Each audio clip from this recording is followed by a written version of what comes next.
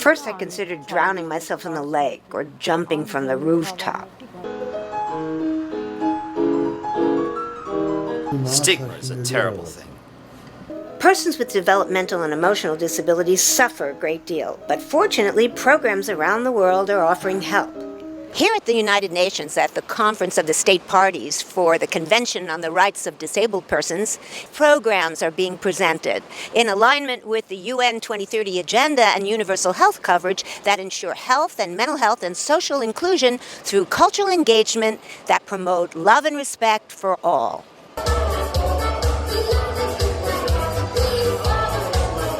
In Moscow, these children were performing in a festival called Different Ones by people in rehabilitation programs, one part the Congress of the Union of Mental Health holds every 2 years, bringing together mental health experts, policymakers, students, and other stakeholders from around the world. 4 ministries of the Russian Federation were there: health, education and science, labor and social protection, and sports, plus the Deputy Prime Minister, who spoke about mental health in youth. I've been in the field of mental health for more than 60 years now, and I've never seen a country which has managed to bring the ministries of health, of education, of science, of social affairs and sport together to talk about mental health.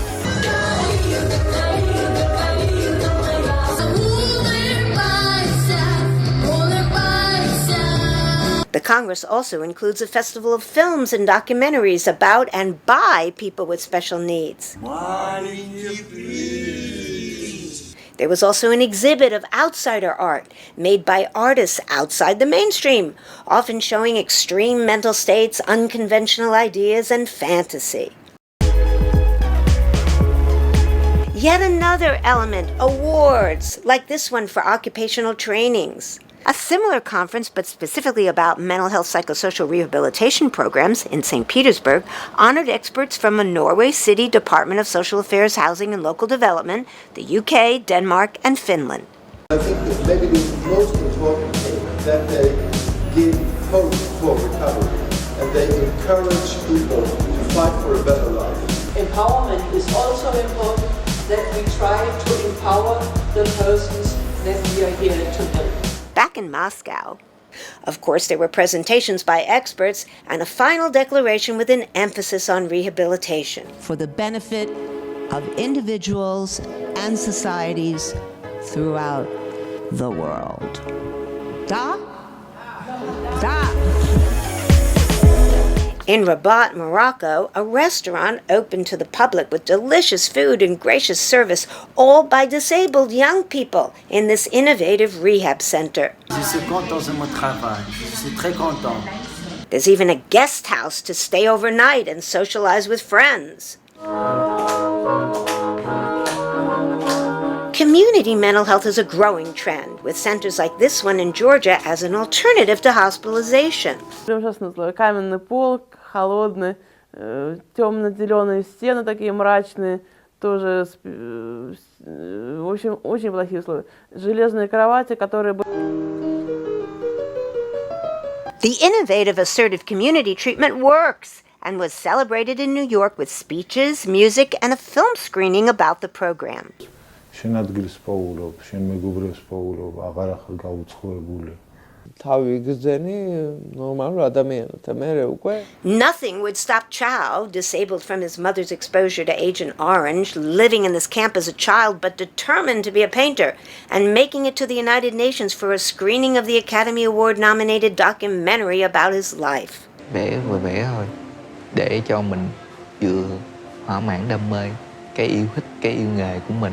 Achieving the dream of decent work, called for in Sustainable Development Goal 8, builds self-esteem and independence. Hence this statement submitted to the Economic and Social Council about equal employment rights for disabled persons, submitted by my ECOSOC-accredited NGOs, the International Association of Applied Psychology, the World Council for Psychotherapy, and others. Some individuals stand out in their support, like Canadian-born Jean Vornier, who devoted his life to giving disabled people a loving home. 150 such residential communities are now in 38 different countries.